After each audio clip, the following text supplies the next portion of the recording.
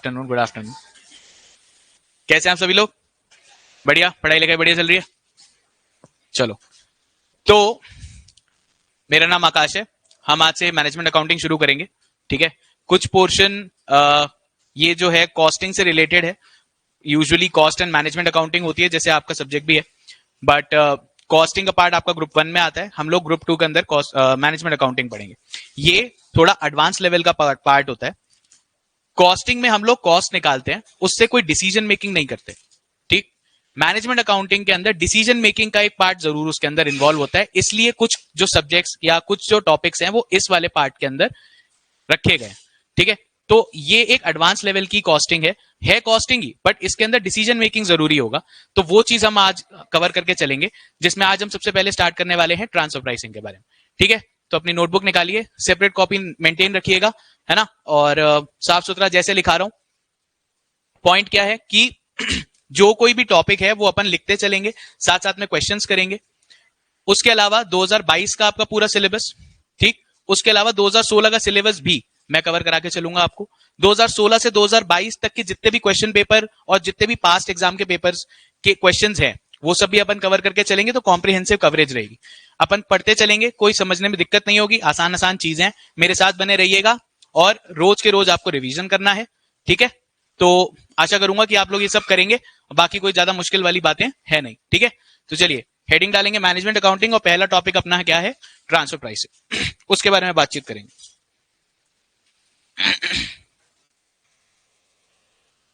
कुछ portion Dilip sir आपको करा चुके हैं मैनेजमेंट अकाउंटिंग, है ना? कौन कौन से टॉपिक करा दिए हैं उन्होंने? बजट और बस। चलिए ठीक है, तो ये वाले छोड़ के अपन आगे वाले बातें करेंगे। इसमें भी कोई प्रॉब्लम हो तो आप बाद में मुझसे पूछ सकते हैं। ठीक है, चलिए हेडिंग डालेंगे मैनेजमेंट अकाउंटिंग।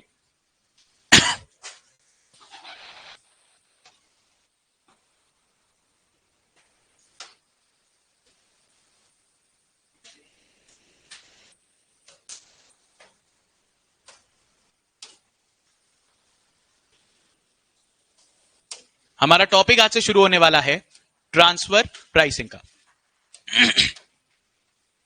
चलिए जी, आप में से किसी के भाई बंधु बहन भतीजा कोई है जो फाइनल कर रहा हो, आपसे बड़ा हो? ऐसा कुछ है? कोई जानकारी आपको? जैसे अभी इंटर कर रहे हो आप लोग, है ना, तो ट्रांसफर प्राइसिंग की चिड़िया जो है वो 2 चिड़ियाओं का नाम रखा गया है। ठीक है, ट्रांसफर प्राइसिंग जो है अभी आप जो पढ़ रहे हो मैनेजमेंट अकाउंटिंग का पार्ट है, that's a separate thing all together. Okay, यही चीज ट्रांसफर प्राइसिंग इनकम टैक्स में भी आती है, तो उससे कंफ्यूज आपको नहीं करना है। कभी कभी आपने सुना होगा किसी का प्लेसमेंट होता है ट्रांसफर प्राइसिंग डिवीजन में इन बिग 4, सुना है कभी ऐसी बात? इनकम टैक्स के अंदर ऐसा होता है। तो ट्रांसफर प्राइस वहां पे मतलब होता है इंटरनेशनल ट्रांजैक्शन हो रही है उसका टैक्सेशन निकालना। दैट्स अ सेपरेट थिंग, वो आप फाइनल में पढ़ो। ठीक है, यहां पे हमें किस चीज पे फोकस करना है जो मैं आज बताऊंगा उसके बारे में। ये है with in a company only. वहां तो कहां बातें हो रही है? इंटरनेशनल के पॉइंट ऑफ व्यू से, राइट? बट यहां पे हम लोग बात करेंगे एक ही ऑर्गेनाइजेशन के विद इन, अगर 2 डिविजन हैं वो आपस में ट्रांसफर करते हैं तो क्या प्राइस चार्ज करेंगे, उस बारे में बातचीत है। क्लियर? तो सबसे पहले और आगे भी जो हम जितना भी टॉपिक्स कवर करने वाले हैं, तो अपना मतलब सीक्वेंस कैसे रहने वाला है। सबसे पहले हम ये समझने की कोशिश करेंगे कि कोई भी चीज का जन्म हुआ या जो कोई भी चीज आपके कोर्स में है तो वह आप पढ़ क्यों रहे हो। अनटिल एंड अनलेस उसकी मेरे को यूटिलिटी समझ में आएगी तभी तो मैं उस चीज को अप्रिशिएट कर पाऊंगा। अगर मैं आपको जबरदस्ती पढ़ाने लगूं भाई ये सब आपके सामने है, तो फिर आप बोलोगे सर जल्दी खत्म कराओ, और या फिर आप उससे कनेक्ट नहीं कर पाओगे। मैंने आपको क्या बताया, ये कॉस्टिंग के ही पार्ट है, कॉस्टिंग आप कर चुके है ना। यहां पे डिसीजन मेकिंग इन्वॉल्व होगी आपका एक्चुअली में जाके एप्लीकेशन। पढ़ाई सब करके आते हैं, अप्लाई जो बहुत बढ़िया करता है वो एक्चुअली में सक्सेस करता है इन द रियल लाइफ। तो इसलिए आपको ये इंपॉर्टेंट समझना पड़ेगा कि ये थॉट प्रोसेस आपका जनरेट करेगा। और अगर आप कल जाके किसी भी तरीके की रिस्पॉन्सिबिलिटी उठाते हैं, आप किसी ऑर्गेनाइजेशन में जाते हैं, उसके अकाउंटिंग डिपार्टमेंट में है या किसी पर्टिकुलर डिवीजन में है जिसका कॉस्टिंग का आपको निकालने का पार्ट दिया गया है, तो उसके लिए ये एक इंपॉर्टेंट पॉइंट है। क्लियर हो गई बात? आइए इसको एक एग्जांपल से समझते हैं कि ट्रांसफर प्राइसिंग का एग्जैक्टली जन्म हुआ क्यों। तो चैप्टर है ट्रांसफर प्राइसिंग। सबसे पहला पॉइंट लिखेंगे meaning and introduction. Meaning and introduction.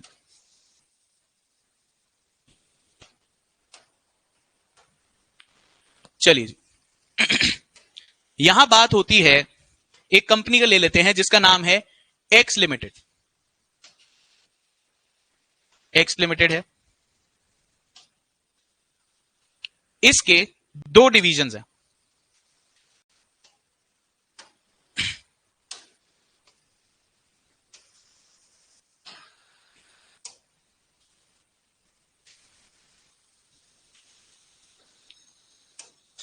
एक है डिवीजन ए और एक है डिवीजन बी। चलिए, इन्हीं के इर्द गिर्द बातें घूमने वाली है हमारी इस चैप्टर के अंदर। ठीक है जी, ठीक है। तो ये आपके सामने एक सिचुएशन है। होने क्या वाला है, डिवीजन ए जो है वो एक प्रोडक्ट बनाता है, डिवीजन बी भी एक प्रोडक्ट बनाता है। ठीक है, पर प्रॉब्लम क्या है, डिवीजन ए सबसे पहले तो कहां बेचेगा, आउटसाइड मार्केट में। ये जो डिवीजन ए जो प्रोडक्ट बनाता है, एग्जांपल ले लेते हैं इसका, प्रोडक्ट जेड की बात करते हैं। ये बनाता है प्रोडक्ट जेड, ये प्रोडक्ट जेड बनाता है और इसकी आउटसाइड मार्केट के अंदर डिमांड है। आउटसाइड मार्केट में डिमांड है तो ये इंडिविजुअली इसको मार्केट में बेच भी पाएगा। इस वजह से इसकी सेलिंग प्राइस है ₹60। ठीक है, चलिए। अच्छा, अब क्या हुआ, डिवीजन ए एक प्रोडक्ट बनाता है प्रोडक्ट जेड, और उसकी आउटसाइड मार्केट में डिमांड है और उसको वो बेच पाता है in the selling price of ₹60। अब क्या हुआ, यही प्रोडक्ट जेड सिर्फ इन बाहर जो है आउटसाइड मार्केट में इसकी इंपॉर्टेंस नहीं है। जो प्रोडक्ट डिवीजन बी जो प्रोडक्ट बनाता है उसके अंदर ये वाला प्रोडक्ट जेड जिसकी आउटसाइड मार्केट भी यहां पे डिमांड है, वो इसके लिए एज एन इनपुट भी लिया जाता है। ये डायरेक्टली कोई प्रोडक्ट नहीं बेच सकता बाहर, ये इसके ऊपर डिपेंडेंट है डिवीजन ए के ऊपर। डिवीजन ए का जो प्रोडक्ट जेड है, जब ये इसको मिलेगा तभी उसको वो प्रोसेस करके, फर्दर प्रोसेस करके आगे बाहर मार्केट में बेच पाएगा। ठीक है, तो अब ये खड़ा हो गया एक दोराहे पे, या तो ये आउटसाइड मार्केट पे इसको बेचे या इंटरनल ट्रांसफर करे बेस्ड ऑन द डिमांड जितनी ये मांग रहा है। क्लियर, तो इसका डायग्राम बनाएंगे एक डॉटेड लाइन बनाइए और ये प्रोडक्ट जेड को ट्रांसफर कीजिए यहां।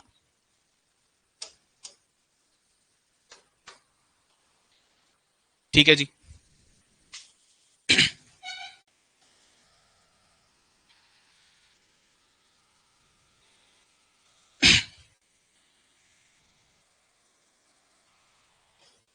ये था प्रोडक्ट जेड और ये यहां पे प्रोसेसिंग करके बनाता है आगे की तरफ जो आउटसाइड मार्केट में बिकता है, उसका नाम है प्रोडक्ट जेड 2024। ठीक है, चलिए, ये आपके पास में सिचुएशन है। इसको क्या बोलेंगे, transfer to other division.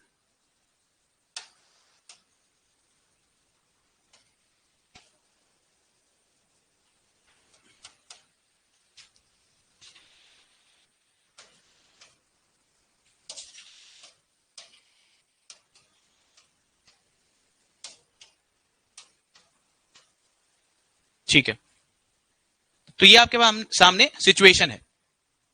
Product Z outside market में बेचा जाता है ₹60 पे, इसकी कुछ कॉस्ट भी आती होगी, ये उसका मार्केट प्राइस है। मान लीजिए इसकी कॉस्ट आती है ₹40।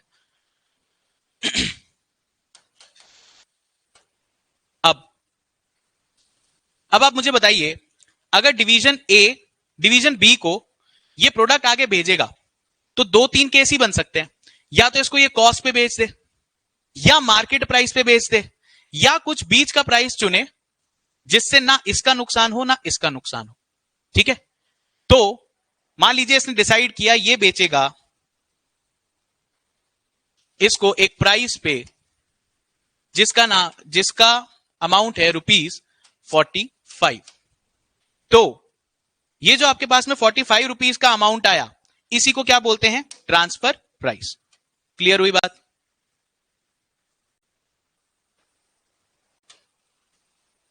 मुद्दा समझ में आया? ये सिचुएशन है। डिवीजन बी आउटसाइड मार्केट में इसके ऊपर डिपेंडेंट है, ये इनपुट देगा तब यहां पे अपन प्रोडक्ट 2024 Z बना के भेज सकेंगे आगे। उसका आउटसाइड मार्केट की डिमांड तभी पूरी होगी जब यहां से इनपुट मिलेगा। ठीक है, ये आउटसाइड मार्केट में भी भेज सकता है और इसे कुछ अपना सामान इसको ट्रांसफर करना पड़ेगा। तो ट्रांसफर प्राइस क्या होता है? ट्रांसफर प्राइस वो प्राइस होता है जब एक ही कंपनी के, एक ही ऑर्गेनाइजेशन के दो डिवीजन आपस में कोई गुड्स या सर्विस का आदान प्रदान करें, उसके लिए जो इंटरनली प्राइस चार्ज करेंगे उसे क्या बोलते हैं? Transfer price. इतनी बात क्लियर हुई? ठीक है, अपना को इंटरनेशनल टैक्स से नहीं कंफ्यूज करना है, फाइनल का टॉपिक है वो जब आएगा तब पढ़ना। अभी के लिए क्या इंपॉर्टेंट है? ये within an organisation inter departmental या इंटर डिवीजन ट्रांसफर के लिए जो प्राइस चार्ज किया जाता है उसे क्या बोलते हैं? Transfer price. क्लियर हो गई बात? ठीक है, अब आप बोले सर इस ट्रांसफर प्राइस की अहमियत क्या है? कॉस्ट ही कॉस्ट पे बेच देते हैं, इसको कॉस्ट पे बेच देते हैं, आप आपस में प्रॉफिट कमाने की कोशिश क्यों कर रहे हो? अगर मैं इसको कॉस्ट पे बेच दूं पर कॉस्ट से ऊपर के प्राइस पे बेच रहा हूं, बोलो सर आप आपस में प्रॉफिट क्यों कमा रहे हो? तो ये यहां पे अपने पॉइंट क्लियर हो जाएगा, यहां पे अपना पॉइंट इन्वोक हो जाएगा कि इस ट्रांसफर प्राइस की एक्चुअली में रिक्वायरमेंट होती क्या है। ठीक है, इसके बारे में मैं आगे आपसे चर्चा करूंगा कि इसकी रिक्वायरमेंट क्या है, वो अपन हेडिंग डालेंगे और उसके बाद इसको लिखते हैं। इसके होते हैं दो ऑब्जेक्ट्स मेनली। ठीक है, चलिए पहले हेडिंग्स डालेंगे, पहले अपन ये इसको डिस्कस कर लेते हैं कि यहां पे क्या बातचीत हुई है। लिखिए, व्हेनेवर, इस डायग्राम को अपन एक्सप्लेन कर रहे हैं, व्हेनेवर वन डिवीजन, अच्छा मैं बड़ा लिखूंगा, पीछे दिखता नहीं होगा, बड़ा लिखूं, दिख रहा है क्या? चलो मैं फिर भी अपना कर्तव्य समझते हुए बड़ा लिख ही देता हूं। चलिए, whenever one division provides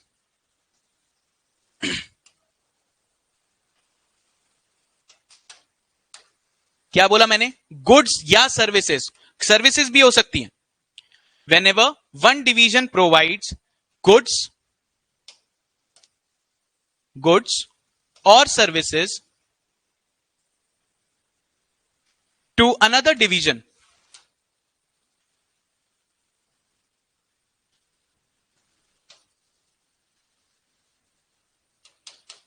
of the same organization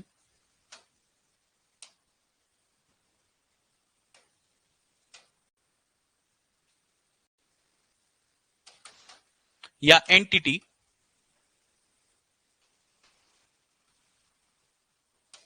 then such price charged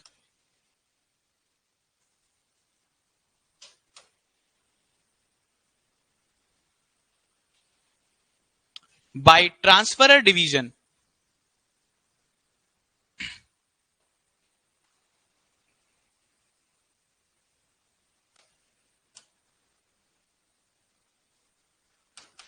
from the transferee division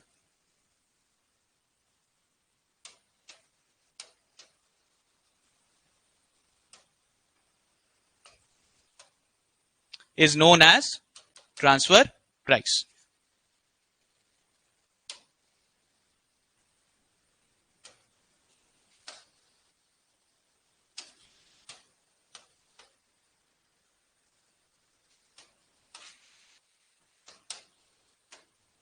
ठीक है, नोट कीजिए।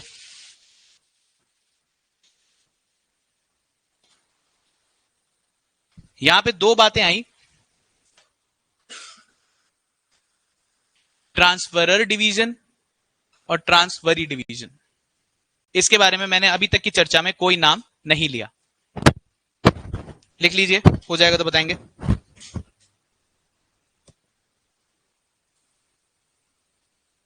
लिख लिया? चलिए, तो ट्रांसफरर और ट्रांसफरी डिवीजन क्या है अपने ही एग्जांपल में लिखिए। नया लिख लीजिए इसको, डिवीजन ए डिवीजन बी को प्रोडक्ट भेज रहा है। कौन सा? क्या नाम था अपने प्रोडक्ट का? Product Z.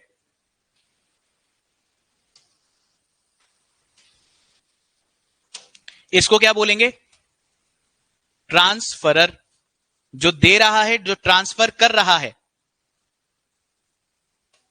वो होता है क्या? Transferor division.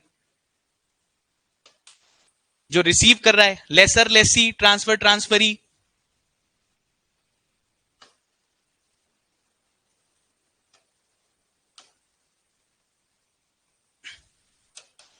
ठीक है जी। तो ये गुड्स देता है, प्रोडक्ट जेड,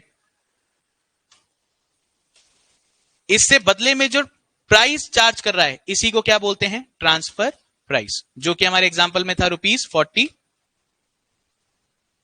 क्लियर हो गया? चलिए,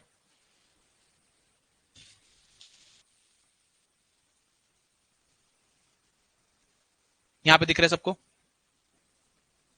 हो गया नोट? ठीक है, चलिए अब बात करते हैं इसका ऑब्जेक्ट या इंपॉर्टेंस की। हमारे को जरूरत क्यों पड़ी इस टॉपिक को पढ़ने की? चलिए हेडिंग डालेंगे सेकंड, ऑब्जेक्ट।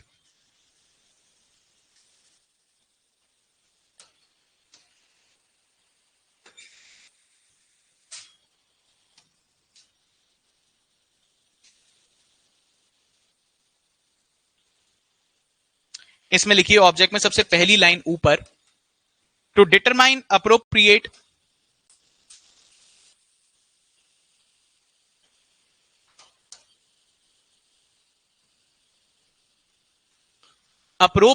Transfer price.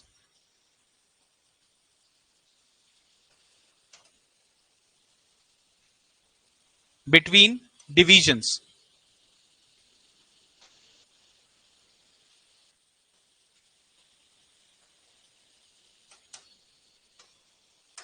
ये हमारा मेन पॉइंट है, ये मेन टारगेट है, मेन ऑब्जेक्ट यही है, to determine appropriate transfer price between divisions. Appropriate transfer price, अब इसकी इंपॉर्टेंस क्या है उसके बारे में समझते हैं। सबसे पहला पॉइंट लिखिए, first bullet point, to know performance of each division.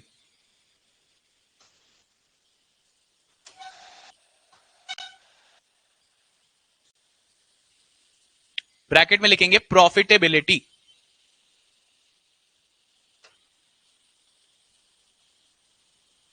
Profitability of each division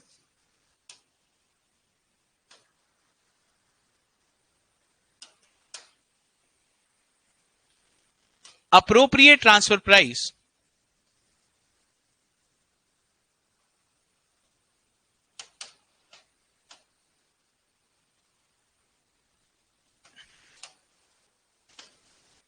must be charged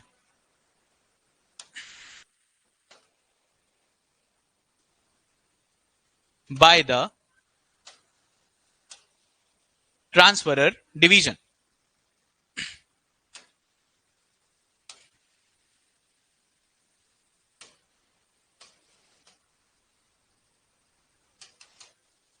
चलिए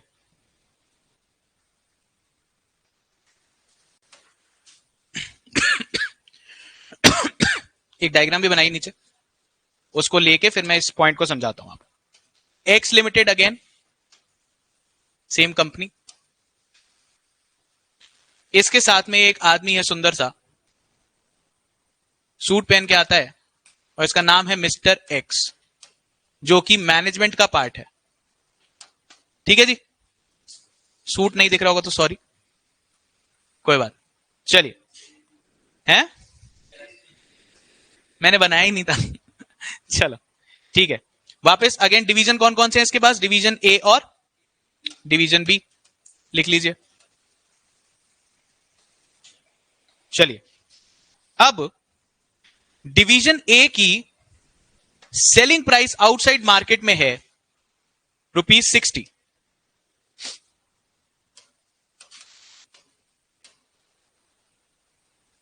सॉरी, एसपी नहीं, सेलिंग प्राइस नहीं है, ये है कॉस्ट।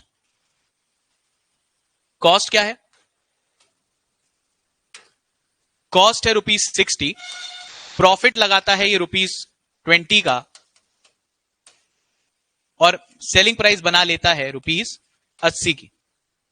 चलिए यहां है डिवीजन बी, और ये डिवीजन बी है, और कॉस्ट चार्ज की जा रही है। तो ये क्या है आपके पास में, मार्केट प्राइस या सेलिंग प्राइस।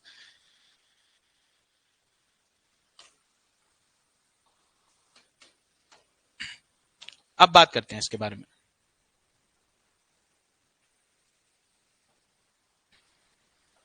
सेलिंग प्राइस हो गई, और ये क्या दे रहा है इसको, product set.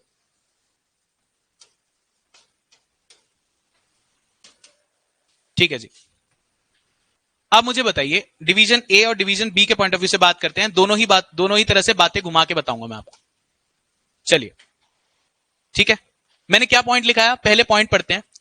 To know performance या profitability of each division appropriate transfer price must be charge by the transfer division. Transfer division कौन था, ये ट्रांसफरर है और ये ट्रांसफरी। चलिए अब बात करते हैं। ठीक, ये आपके पास एग्जांपल। ठीक, अब क्या है, सेलिंग प्राइस कितनी है इसकी, 80। ठीक है, एक्स लिमिटेड का मैनेजमेंट क्या बात करता है डिवीजन ए से, वो बोलता है ठीक है, आप लोग जो है मार्केट के अंदर 80 रुपए का सामान बेच सकते हो अपना, इसकी कुछ प्रोडक्टिविटी होगी, मान लीजिए 10,000 यूनिट बना सकता है, ऐसे सोच के चलते हैं। तो ये अभी जब तक इसको कोई मैंडेट नहीं किया जाता, जब तक इसको मजबूर नहीं किया जाता, तब तक ये सारा प्रोडक्ट उठा के बाहर मार्केट में बेचने की कोशिश करेगा। भाई इसने कोई अपना क्या कहना चाहिए, चैरिटी थोड़ी चला रखी है। ये सारा अपना 10,000 यूनिट बाहर निकाल के सीधे सेलिंग प्राइस करके 20 रुपए का प्रॉफिट हर यूनिट पे कमा सकता है। क्लियर। अब आया मैनेजमेंट, एक्स लिमिटेड ने बात करी डिवीजन ए के मैनेजर से, उससे बोला देखो ऐसा है, दोनों आप लोग भाई भाई हो हैं, आपस में क्या प्रॉफिट कमाना।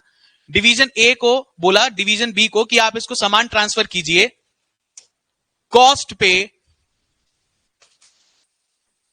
एट ₹60। ठीक है, मान लीजिए इसकी कैपेसिटी कितनी थी, 10,000 यूनिट की, और इसको बोला गया कि ये ट्रांसफर करे 3,000 यूनिट।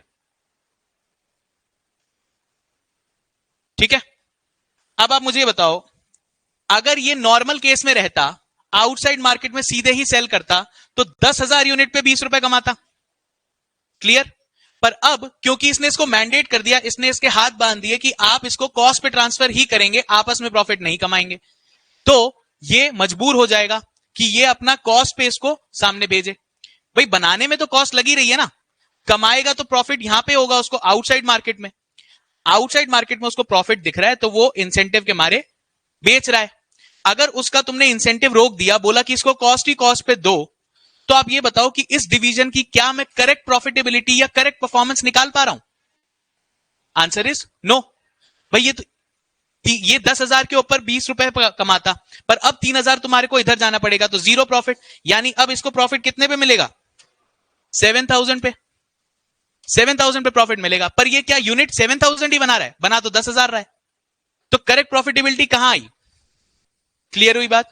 इसकी कॉस्ट बिगड़ जाएगी, इसका प्रॉफिट सही नहीं आएगा, इसका परफॉर्मेंस आप सही तरीके से जज नहीं कर पाएंगे। कल बाद में आप जब सारे खाते लेके बैठेंगे, बोलेंगे यार ये 3,000 के ऊपर लॉस हो रहा है, अरे अच्छा ये तो मैं इंटरनल ट्रांसफर कर रहा हूं। ठीक है। दूसरा, सामने वाले को कॉस्ट पे मिल रहा है, तो ये क्या कहीं पे बाहर मेहनत करने की कोशिश करेगा, कहीं बाहर से सामान ढूंढने की कोशिश करेगा? बोलेगा भाई 80 रुपए की चीज मिलती है मार्केट में, मुझे 60 में मिल रही है, तो मैं क्यों ही जाऊं बाहर। तो इसको तुमने डिमोरलाइज कर दिया, इसको बना दिया क्या, आलसी। समझ में आई बात। जब तक प्रॉफिट चार्ज ये नहीं करेगा अपने भेजने वाले प्रोडक्ट पे, ना ये बाहर कहीं दिमाग लगाने की कोशिश करेगा कि यार मैं 80 की चीज 70-75 में खरीद लाऊं, अपनी कॉस्ट कम करूं, अपना डिवीजन मार्केट आगे बढ़ाऊं, और ये डिमोरलाइज होगा कि मैं काम पूरा करता हूं, पैसा मुझे पूरा मिलता ही नहीं। तो डिवीजन इनके बीच में कंपटीशन खत्म हो जाएगा, और जहां कंपटीशन खत्म हुआ वहां कंपनी भी धीरे धीरे खत्म होने लगेगी। क्यों? क्योंकि इसका भी काम में मन नहीं लग रहा, और इसका भी, ये इसके भरोसे बैठा है। क्लियर हुई बात, समझ में आ रही है।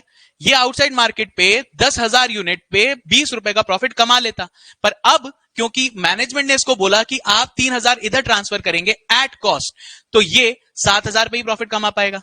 तो हो सकता है ये भी कि ये 3,000 को इतना मन से बनाए ही ना, डिफेक्टिव सामान आगे भेजे, डिफेक्टिव इसके प्रोडक्ट ये जो आउटसाइड मार्केट भेजेगा उसकी क्वालिटी में भी डाउन आ जाए। क्लियर हुई बात। इसलिए आपस में प्रॉफिटेबिलिटी कमाने से इनके बीच में एक हेल्दी कंपटीशन रहता है। जो सामान ये मार्केट में भेज रहा है, ये तो आउटसाइड अपने हिसाब से कॉस्ट कम से कम करके मैक्सिमम प्रॉफिट कमाने की कोशिश करेगा, ये बेचेगा बाहर, और इसको क्योंकि यही इनपुट चाहिए, ये एक बार को बाहर भी तो स्काउट कर सकता है कि यार मुझे कोई आसानी से या सस्ते में मिल जाए, मान लो 78 का प्राइस मिल जाए, 75 का प्राइस मिल जाए, तो इसको तो बढ़िया हो जाएगा। ये बोलेगा ठीक है तू रख अपना सामान, ये अपना प्रॉफिट पे बेचता रहेगा, जितना ये रिजेक्ट करेगा उतना ये बाहर से खरीद लाएगा सस्ते में, और ये अपनी कॉस्ट कम करके अपनी प्रॉफिटेबिलिटी बढ़ाएगा। ओवरऑल एक्स लिमिटेड का क्या हुआ फायदा, ये भी प्रॉफिट कमा रहा है, ये भी प्रॉफिट कमा रहा है। समझ में आ गई बात? पहला पॉइंट समझ में आया? ठीक है, इतनी बात समझ में आ गई? केस घुमाऊं? ठीक, अब केस सुनो। ठीक है, अब क्या हुआ, केस नंबर 2, पेन चेंज कर लेता हूं। अब क्या हुआ, एक्स लिमिटेड पहुंचा डिवीजन बी। एक्स लिमिटेड बड़ा ही शरारती आदमी है, वो ढंग से जो है कंपनी को चलने ही नहीं देना चाहता, मैनेजमेंट में वो बैठे बैठे प्रॉब्लम क्रिएट करना चाहता है। चलिए, इस बार क्या हुआ, एक्स लिमिटेड डिवीजन ए का दोस्त था।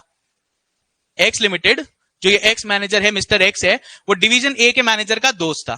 ठीक है, उसने क्या करा, डिवीजन बी के पास पहुंचा, ये केस खत्म हो गया, ठीक है ना, अब ये वाला केस की बात नहीं कर रहे हम।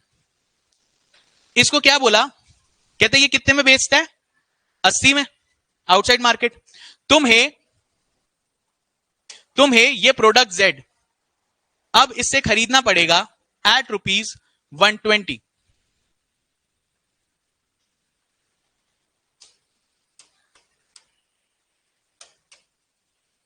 ठीक है, समझ में आई बात? अब केस नंबर 2, ये एक्स लिमिटेड का मिस्टर एक्स गया डिवीजन बी पे, उसने बोला तुम महंगा खरीदो फ्रॉम डिवीजन ए।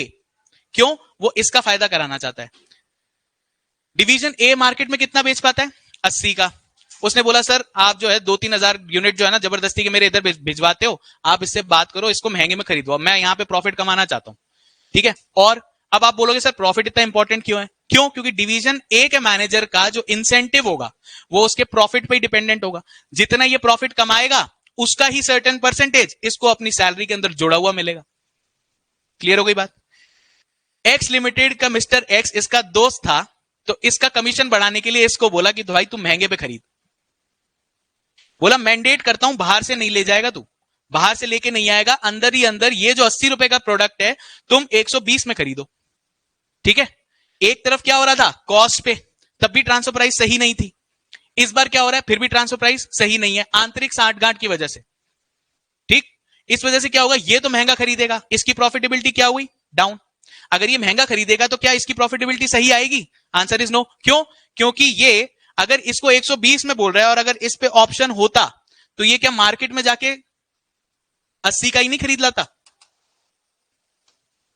बताओ, ये इसकी कॉस्ट हो जाती। पर अब क्योंकि इसको मैंडेट कर दिया गया, ये 120 में खरीद रहा है, तो इसकी प्रॉफिटेबिलिटी डाउन। अब ये बाहर जा नहीं सकता और ये जबरदस्ती का प्रॉफिट कमाएगा, तो ये इन्फ्लेटेड प्रॉफिट कमाएगा, इंसेंटिव अपना इंसेंटिव पाएगा। इसलिए अनटिल एंड अनलेस एक सही ट्रांसफर प्राइस डिटरमाइन हो जो ना इसका नुकसान होने दे ना इसका नुकसान होने दे, वो ही सही है, वो ही कॉम्पिटिटिवनेस रखेगा पूरे ऑर्गेनाइजेशन में, डिवीजन के बीच में अपना कंपटीशन रखेगा और सही परफॉर्मेंस भी बताएगा। ठीक है, तो इसलिए हमारा सबसे पहला जो ऑब्जेक्टिव है वो क्या है, अब पढ़ो उसको, अब समझ में आएगी बात, पढ़ो उसको। अप्रोप्रिएट ट्रांसफर प्राइस निकालना जरूरी रहेगा। क्लियर हो गई बात? किसी को कोई शक शुबा चिंता संकोच कुछ भी पूछना हो बताओ, दिक्कत हुई कुछ नहीं? चलो इतना लिख लिया, इसको डायग्राम को बनाओ आप।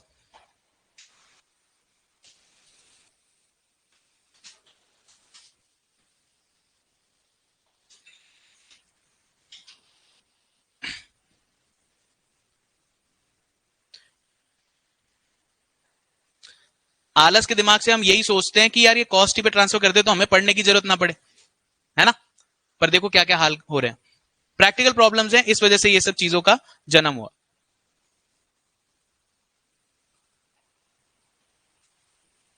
दूसरी एक और बात बताऊं, जैसे गवर्नमेंट के डिपार्टमेंट होते हैं, इंडियन गवर्नमेंट क्या कैपिटलिस्टिक गवर्नमेंट है क्या? इंडिया में कैपिटलिज्म चलता है क्या? नहीं, क्या चलता है? सोशलिज्म के कुछ पार्ट्स। हम कहलाते वेलफेयर स्टेट है, नॉट एग्जैक्टली सोशलिस्ट। सोशलिस्ट है चाइना, नॉर्थ कोरिया और रशिया। अब देखो, उन्होंने भी यही करा सोशलिज्म के अंदर कि बोला सारा कंट्रोल हमारे हाथ में, और जैसे जैसे हम बोलेंगे वैसे वैसे करना पड़ेगा। आज चाइना जबरदस्ती का लोगों को एक्सप्लॉइट करके जो भी अपनी इकोनॉमिक डेवलपमेंट करी है उसने करी है, ठीक है। वरना आंतरिक, जब एक आदमी के हाथ में सारी पावर आ जाती है तो उसका करप्ट होना बहुत आसान हो जाता है। एक वर्ड होता है, एक कहावत होती है, पावर करप्ट्स। जब तक आप फ्री फेयर मार्केट नहीं खोल के रखोगे, आपस में डिवीजन में कंपटीशन और कॉम्पिटिटिवनेस नहीं रखोगे, वो आपकी बेहतरी के लिए बेनिफिट कर ही नहीं पाएंगे, क्योंकि कोई ना कोई अपना उसके अंदर हित साधने की कोशिश करेगा, सेट उसके ऊपर। क्लियर हुई बात? इनको खुला छोड़ो, जितना मार्केट की तरफ जाओगे, कल ये मार्केट प्राइस से बेचे, ये भी अगर अपने कोई सप्लायर पे देख पाए कि अगर ये सस्ता खरीद सकता है तो ये अपनी कॉस्ट कम करेगा, ये मार्केट में ज्यादा बेच पाएगा और ये अपना सस्ता बनाएगा, इसकी भी प्रॉफिटेबिलिटी अप, इसकी भी प्रॉफिटेबिलिटी अप, तो एक्स लिमिटेड की प्रॉफिटेबिलिटी अप। इसी तरीके से कैपिटलिज्म काम करता है। आपने देखा होगा कैपिटलिस्ट कंट्रीज जितनी है, जापान, साउथ कोरिया, अमेरिका, बड़ी बड़ी चमचमाती बिल्डिंग्स कैसे बनी? प्रॉफिट कमा कमा के। ठीक है, ये वाली बात है। आप अगर लोगों को लिमिट कर दोगे, लोगों की कॉस्ट पे मतलब कंट्रोल करना शुरू करोगे, रिसोर्सेज पे कंट्रोल करना शुरू करोगे, ये धांधलियां हो सकती है। तो इसलिए हम लोग कोशिश कर रहे हैं कि हम ट्रांसफर प्राइस, सेलिंग प्राइस के आसपास ही पहुंचने की कोशिश करें इंटरनल ट्रांसफर में। क्लियर हो रही है बात? चलो नोट करो उसको, फिर आगे की बात करते हैं। लिख लिया? बना लिया? चलो सेकंड पॉइंट इसी से रिलेटेड है। सेकंड पॉइंट लिखो।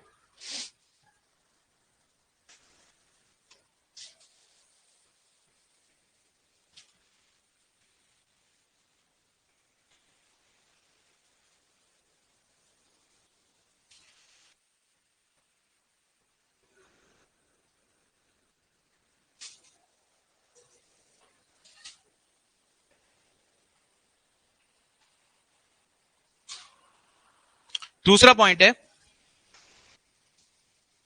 ये इसी के ऑब्जेक्ट में ही चल रहा है part, to calculate correct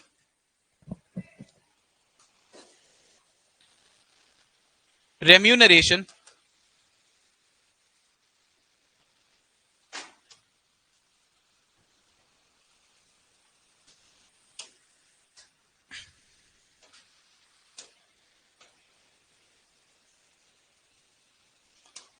divisional managers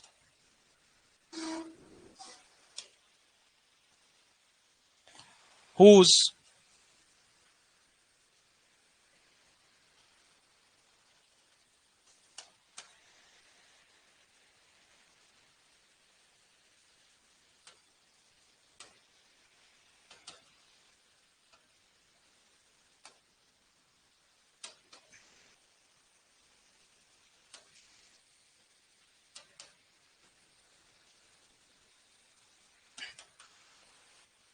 to calculate correct remuneration of divisional managers whose payment depends on whose payment depends on online में आवाज आ रही है? किरण खत्री, प्राइस चार्ज है, चेंज नहीं। कोई लॉगिन करके एक बार चेक कर लो, साउंड में कोई इशू आ रहा है? Hello hello hello hello, sound आ रही है? ठीक, चलो ये पॉइंट समझ में आया? जितनी अभी आपने सारा डिस्कशन किया उसी पे डिपेंडेंट है। अगर इसका प्रॉफिट सही नहीं निकलेगा, और मान लीजिए डिवीजन ए का जो मैनेजर है उसका इंसेंटिव बनता है डिवीजन ए के मैनेजर का 1.5% of profit,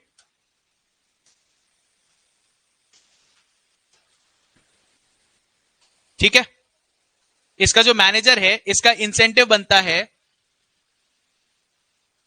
1.5% of the profit. ये जो प्रॉफिट कमाएगा डिवीजन, उसी के ऊपर डिपेंड करता है कि 1.5% इसका इंसेंटिव बनेगा। तो अगर इसकी प्रॉफिटेबिलिटी ही सही नहीं आई, इसकी परफॉर्मेंस सही नहीं आई, तो इसका डिवीजन का मैनेजर का इंसेंटिव भी नहीं बनेगा। और बढ़िया बुद्धि लगा के सोचो, अगर ये सही प्रॉफिटेबिलिटी नहीं निकाल पाएगा, बोला 10,000 यूनिट पे मैं प्रॉफिट कमाता हूं 20, तो 20,000 कितना हो जाएगा, 2 लाख रुपए मैं कमा पाता हूं। पर अगर 3,000 आप यहां भेज रहे हो, तो मैं इस पे दिमाग ही क्यों लगाऊं, मेरे को इस पे तो इंसेंटिव बनना ही नहीं है। जान दो जैसी क्वालिटी का जाए, बुरा जाए ज्यादा अच्छा, मेरे को वापस मिल जाएगा ऑर्डर, मैं आउटसाइड मार्केट में भेजूंगा, ये नुकसान खाए तो खाए। ये टोटली इस पे डिपेंडेंट है। क्लियर हुई बात? तो करेक्ट रेम्यूनरेशन निकालने के लिए भी जब वो परफॉर्मेंस पे, जब वो प्रॉफिटेबिलिटी पे डिपेंड करे अबाउट द एक पर्टिकुलर डिवीजन, उसके लिए भी आपको ट्रांसफर प्राइस निकालना जरूरी होगा। सही ट्रांसफर प्राइस निकलेगी तो इसका सही प्रॉफिट आएगा, इसका सही प्रॉफिट आएगा, उसी के बेसिस पे इंसेंटिव्स काम करेंगे। इंसेंटिव सही से काम करेंगे तभी डिविजनल मैनेजर भी सही से काम करेगा। अनटिल एंड अनलेस वो सही से काम करे, आपकी प्रॉफिटेबिलिटी आ भी नहीं पाएगी। जो आपने टारगेट सेट किया है, जिस ढर्रे पे आपको चलना है, उसको चलाने वाला गडरिया जो है, वो भेड़ें इधर उधर फैला देगा, फिर बोलेगा नहीं करना मेरे को काम। समझ में आई बात? इसलिए इंपॉर्टेंट है कि उसका रेम्यूनरेशन निकालने के लिए भी हमारे को परफॉर्मेंसेस सही मिले। क्लियर हो गई? लिख लिया ये? चलो, अब आपके मन में सवाल उठना चाहिए, सर ये ट्रांसफर प्राइस आपने बता तो दिया, एक ही तरीके की होती है क्या, अलग अलग तरीके की होती है क्या? ठीक है, अलग अलग केसेस में अलग अलग, तो ये बातें हम करेंगे आगे। अलग अलग केसेस में अलग अलग तरीके से ट्रांसफर प्राइस निकाली जाएगी। उनको हम पहले डिटरमाइन करेंगे कि ये डिवीजन ए किस किस तरीके का डिवीजन है। ठीक है, उसकी वजह से जो इसकी सिचुएशन होगी, उसके हिसाब से ट्रांसफर प्राइस डिसाइड होगी। अगर ये ठाला बैठा है तो बोलेंगे भाई तू कॉस्ट पे ही दे दे, बाहर भेजेगा उसको भी कॉस्ट पे लगा के आगे प्रॉफिट कमाएगा। बट अब तेरे पास बाहर डिमांड है नहीं, तू यहां ठाला बैठा है, तेरे पास इंफॉर्मेशन सामान है, कुछ काम करने को है नहीं, तो ऐसा कर, इसको बेचेगा तो कॉस्ट पे ही दे दे। अगर ये कुछ आगे आउटसाइड मार्केट में बेच रहा होगा और उससे निकाल के फिर इसे देना पड़ेगा, तो बोलेगा यहां जो प्रॉफिट कमाता वो तू मुझे दे, तो ट्रांसफर प्राइस चेंज हो गई। समझ में आई बात? नहीं आई? अगर ये खाली बैठा है तो बोला भाई अगर तू इसको भेज रहा है तो मेरे को ट्रांसफर प्राइस कॉस्ट पे दे दे, वैसे भी तो प्रॉफिट नहीं कमा रहा ना इस पे, मुझे भी कॉस्ट पे दे दे, कोई बात नहीं। पर अगर ये प्रॉफिट कमा रहा है और उसको रोक के फिर इसको देगा, तो इससे भी प्रॉफिट चार्ज करने की कोशिश करेगा। ऐसे ही हम 6-7 मेथड पढ़ेंगे, 6-7 चीजें पढ़ेंगे और अलग अलग मेथड्स पढ़ेंगे, अलग अलग सिचुएशन में ट्रांसफर प्राइस होगी। आपका काम क्या है, पहले ये फंडा समझ गए, ये इतना इंपॉर्टेंट नहीं है। मेथड्स आप पढ़ोगे, उनकी सिचुएशंस याद रखोगे, फिर जैसा जैसा क्वेश्चन में बोलेगा वैसे वैसे अप्लाई करने की कोशिश करोगे। ये ग्राउंड रूल्स इंपॉर्टेंट होंगे जो हम आगे पढ़ने वाले हैं। क्लियर हो गई बात? चलो लिखो। अब हमारे को मुद्दा यह समझ में आ गया कि अप्रोप्रिएट ट्रांसफर प्राइस की रिक्वायरमेंट क्या है। क्लियर? निकालें कैसे, उसके बारे में चर्चा होगी, अब वो लिखेंगे अपन। चलिए नेक्स्ट स्लाइड पे चलते हैं। अब पॉइंट आया how to decide appropriate transfer price, ये हेडिंग डालो, तीसरा पॉइंट।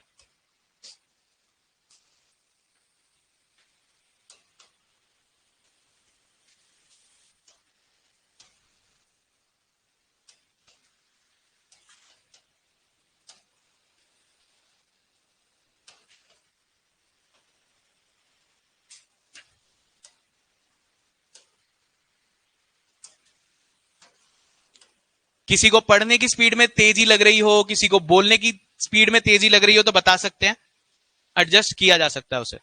ठीक है, वरना मैं आपको बिल्कुल क्रिस्पली पढ़ाना चाहता हूं। कोई चीज को हम सिर्फ लिख के या समझ के ऐसे नहीं करेंगे, बोर करके नहीं पढ़ेंगे, कंसेप्ट समझ के करेंगे उसको। ठीक है, एक एक कंसेप्ट क्लियर होना चाहिए, कोई चीज हो रही है तो क्यों हो रही है, क्लियर। बार बार अपन क्वेश्चन के अंदर भी उसको टच अपॉन करेंगे।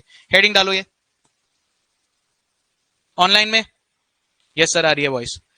ऑनलाइन में सबको समझ में आ रहा है? कुछ दिक्कत हो, पूछना हो तो बताएंगे, मेरी नजर है चैट पे भी। चलिए लिखना शुरू कीजिए। How to calculate appropriate transfer price, ये हमारा मुद्दा है। चलिए, there are various methods, there are various methods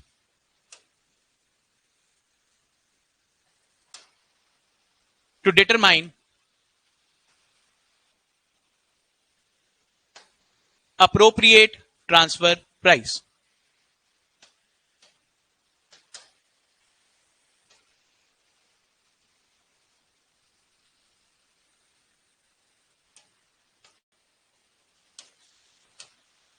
Which are as under.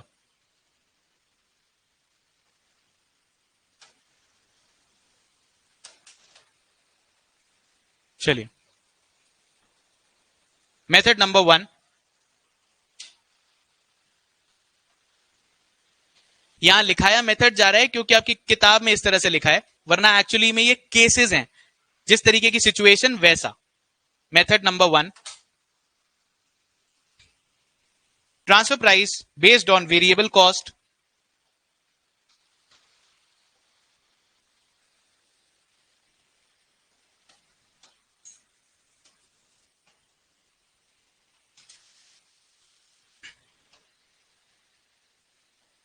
Variable cost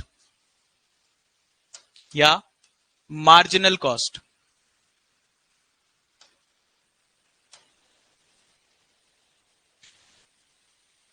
only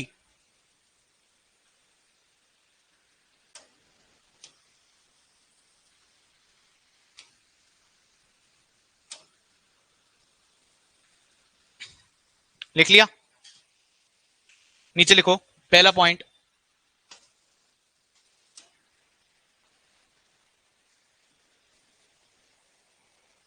variable cost based transfer price या VC based. Variable cost based transfer price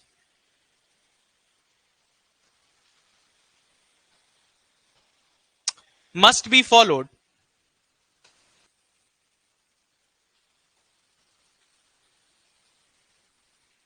if transferor division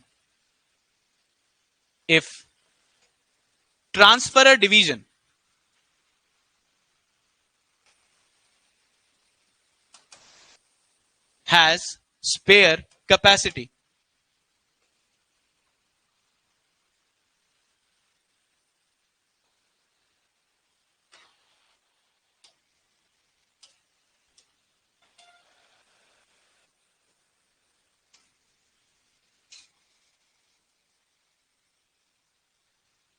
नया word introduce हुआ है, spare capacity. Spare capacity क्या होती है? जब आपके पास resources ज्यादा हो और आप पे काम कम हो, तो आपकी अवेलेबिलिटी, आपकी परफॉर्मेंस, आपकी एफिशिएंसी, आपकी कैपेसिटी को स्पेयर कहा जाता है। आप बोथ ग्रुप दे सकते हैं with in a given time, but नहीं दे रहे और एक ही ग्रुप दे रहे हो, तो आप स्पेयर कैपेसिटी पे काम कर रहे हो। आप साथ में कॉलेज का एग्जाम भी दे सकते हो, बाकी क्लासेस भी कवर कर सकते हो बचे हुए टाइम। समझ में आ रही है बात? रिसोर्सेज आपके पास ज्यादा हैं, आपकी मेंटल कैपेसिटी और टाइम ज्यादा है, और आप बोथ ना देके सिंगल ग्रुप दें, तो आप अपनी कैपेसिटी का पूरा यूटिलाइजेशन नहीं कर रहे। क्लियर हुई बात? उसी तरीके से यहां सामान बनाने की कैपेसिटी ज्यादा है, बना रहा हूं कम, क्यों? डिमांड कम है बाहर। बना सकता हूं 10,000, खरीदने ही लोग 5,000 आते हैं, क्या करूं 5,000 का? कल मान लो ये पेरिशेबल आइटम हो तो सड़ेगा बैठे बैठे। अगर इसकी शेल्फ लाइफ नहीं है, ब्रेड है जैसे, मैं 10,000 बना सकता हूं, पर बिकती ही मार्केट में 5,000 है, बना के बैठ जाऊं तो खराब हो जाएगी, है ना? तो मेरे को खाद तो बनानी नहीं, है ना? ब्रेड ही बनानी है तो मैं उतनी ही बनाऊंगा जितनी मेरे पास रिक्वायरमेंट है। ठीक है? स्पेयर कैपेसिटी है, spare capacity for transfer units. अच्छा, एक बात इसमें आगे और लिख लो, फॉर ट्रांसफर यूनिट्स, ये भी important.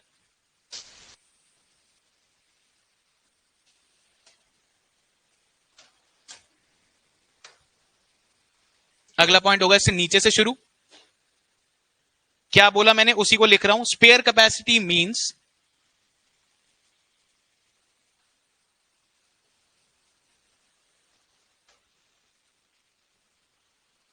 resources are able to produce, resources available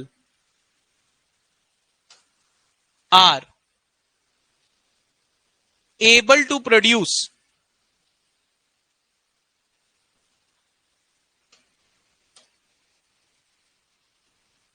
more units.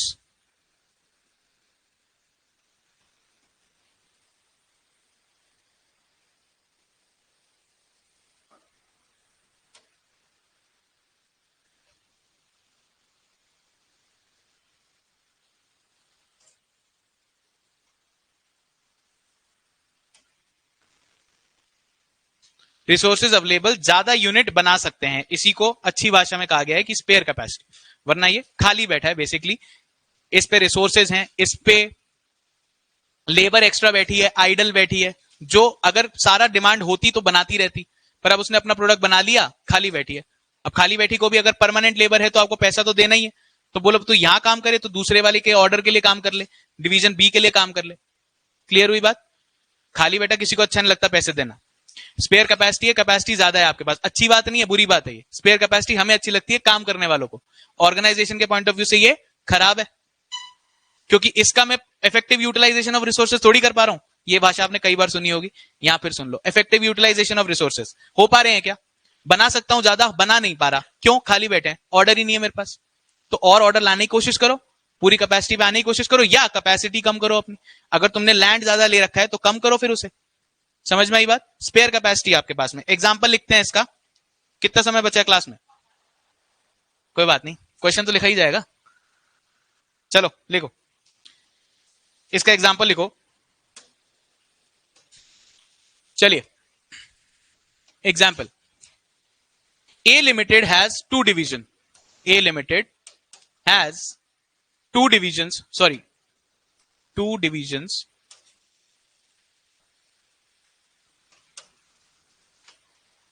Two divisions X and Y. ठीक है, डिवीजन X, यहां से लिखता हूं, division X has production capacity of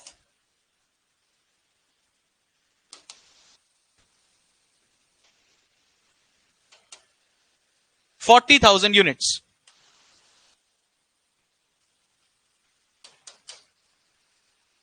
चलिए, presently it manufactures 25,000 units.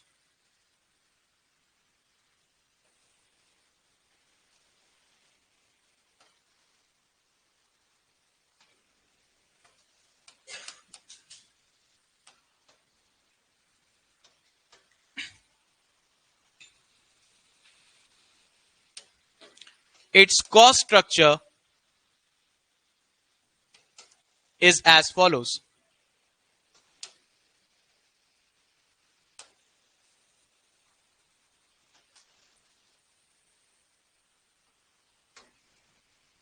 Direct material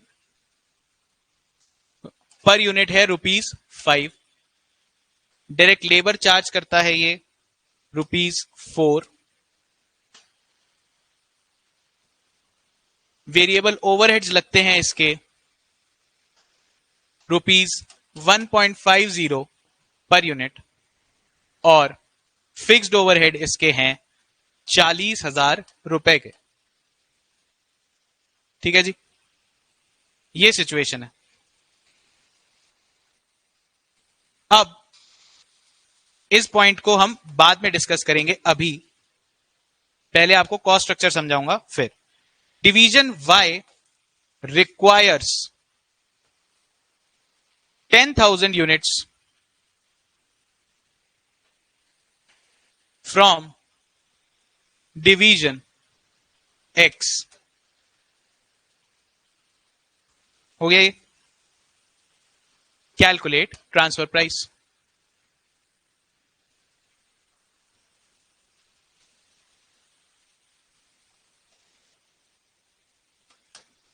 ठीक है जी,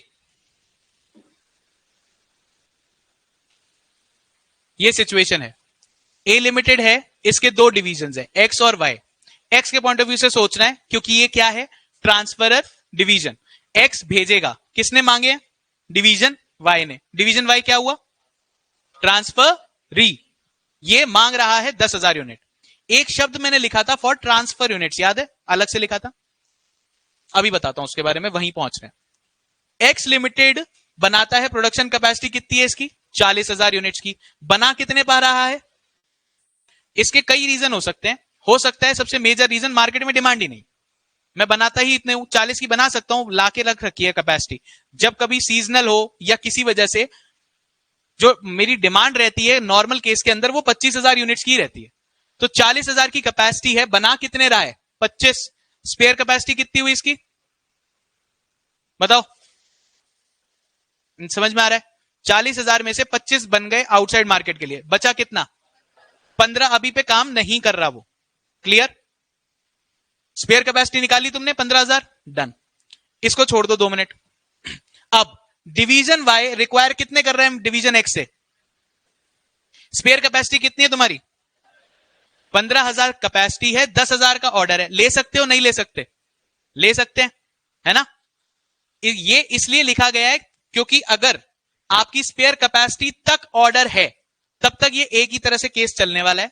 अलग तरीके से केस अपन जब क्वेश्चन करेंगे तो समझाऊंगा, पर for the case of simplicity 10,000 unit आपकी स्पेयर कैपेसिटी में समा सकते हैं। आप इतना तो काम कर ही सकते हो, इसलिए आपकी कॉस्टिंग एक तरीके से निकलेगी। ये मुद्दा है। क्लियर हुई बात? 15,000 में से बना सकते हो, इसीलिए हमने ऊपर क्या लिखा था? VC based on transfer price. कैसे? Must be followed. Variable cost based transfer price तब फॉलो की जानी चाहिए व्हेन ट्रांसफर डिवीजन है स्पेयर कैपेसिटी। किसके लिए? For transfer units. 10 transfer units कितने हैं? 10,000 यूनिट्स। इसके लिए इसके पास स्पेयर कैपेसिटी है क्या? इस लाइन का ये मतलब था, फॉर ट्रांसफर यूनिट्स का मतलब ये। क्लियर? अब क्या करना है? मैंने तुम्हें एग्जांपल बताया, ये सिर्फ 25,000 पे अपनी प्रॉफिटेबिलिटी निकाल पाता है, बाहर सिर्फ इतने ही बेच पाता है। 15 के लिए क्या है? खाली। मान लो इसने अपने वर्कर बुला रखे हैं, परमानेंट उस पे हैं, सैलरी देनी है उनको, तो या तो वो खाली बैठ के कमाएंगे या जो इसको 10,000 का ऑर्डर आया है इसको पूरा कर लें। तो बोले भाई तुम वैसे तो वहां पे खाली बैठोगे ही, पूरा यूटिलाइजेशन तो हो नहीं रहा तुम्हारा, ऐसा करो इसको कॉस्ट पे ही ट्रांसफर करो। आप मुझे बात बताओ, ये 25,000 जो ये बाहर भेज रहा है इसकी प्रॉफिटेबिलिटी अलग, एक्स जो है आउटसाइड मार्केट में 25,000 यूनिट बेच पा रहा है, उस पर प्रॉफिटेबिलिटी कमा ले रहा है, बट उसके पास में 10,000 का ऑर्डर आया, किसका? डिवीजन वाई का।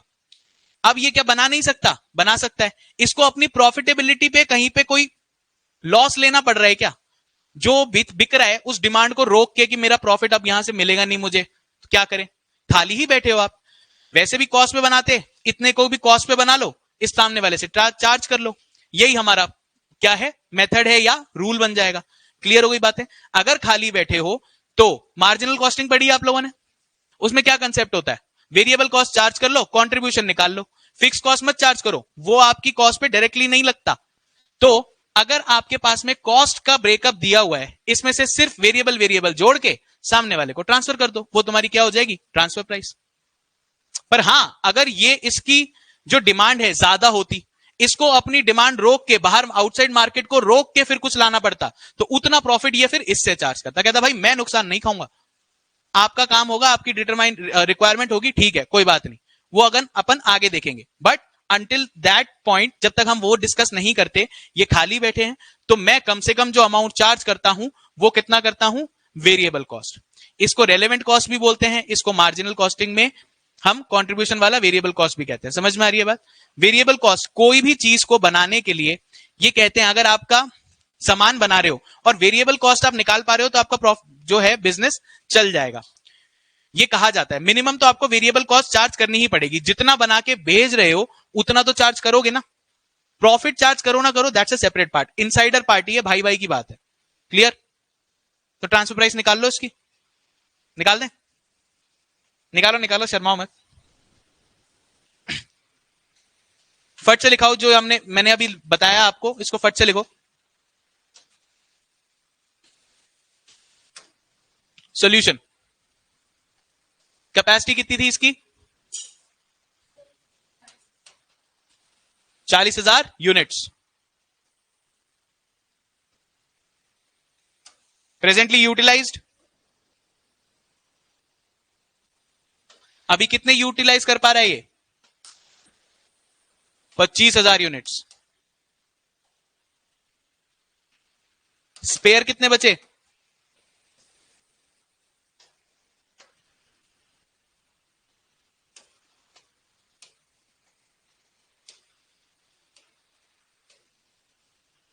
और जहां तक स्पेयर कैपेसिटी है, अगर उतने का आपके पास में डिमांड आ रही है तो आप चार्ज करेंगे वेरिएबल कॉस्ट। यही हमारा मेथड है, यही हमारा रूल है। ठीक है? ऑफर कितने का आया?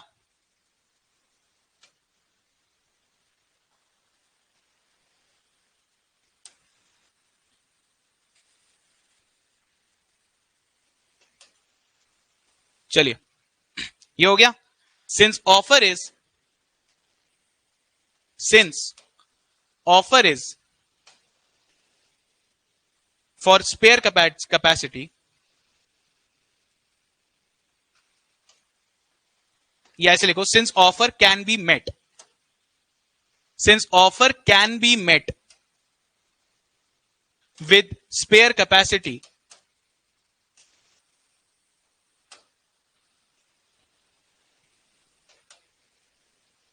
transfer price should be equal to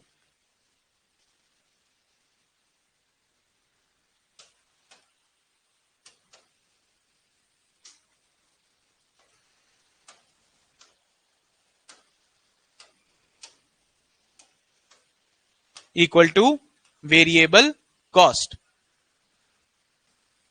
जिन बच्चों को अभी थोड़ा लॉस फील हो रहा है वो एक बार हेडिंग चेक करें, किस हेडिंग के नीचे हम लोग ये काम कर रहे हैं।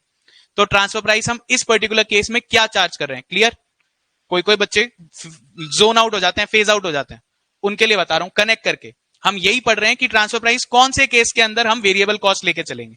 यहां पे क्योंकि हमारी जो ऑफर यूनिट्स हैं वो स्पेयर यूनिट से बनाई जा सकती हैं, इसलिए मैं इतने यूनिट्स के लिए ट्रांसफर प्राइस को वेरिएबल कॉस्ट ही चार्ज करूंगा। वेरिएबल कॉस्ट का ब्रेकअप है आपके पास में, निकालिए इसको। TP is equal to direct labour, direct material कितने का है? ₹5।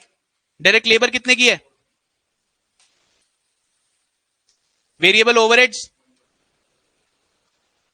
₹1.50। फिक्स्ड ओवरहेड ले लूं क्या? नहीं ना, वो वैसे भी तुम्हें पर यूनिट नहीं दिए हुए, पर यूनिट एलोकेटेड होते तो कंफ्यूज हो जाते। वेरिएबल कॉस्ट लेनी है, ठीक है? ओनली दिस, ऐड करो उसको। 10.50। ये क्या आया? Per unit. अब जितने यूनिट भेजो उससे मल्टीप्लाई कर दो, इतनी कॉस्ट तुम्हें चार्ज करनी है। किसको? डिवीजन ए को, ठीक है? क्लियर हो गया? ये पर यूनिट है, 10,000 यूनिट्स के लिए मल्टीपल हो जाएगा वो। कितना आया? 1,05,000 है ना?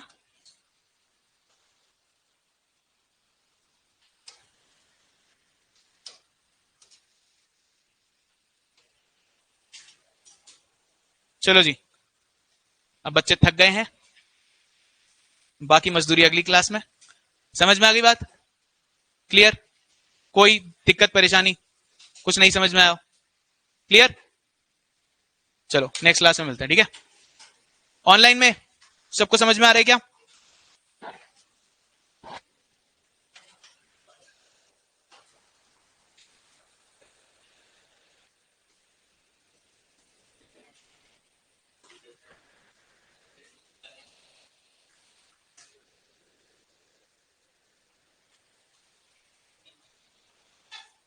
ठीक है, ओके किरण, ओके चेतना, ठीक है, अगली क्लास में मिलते हैं फिर।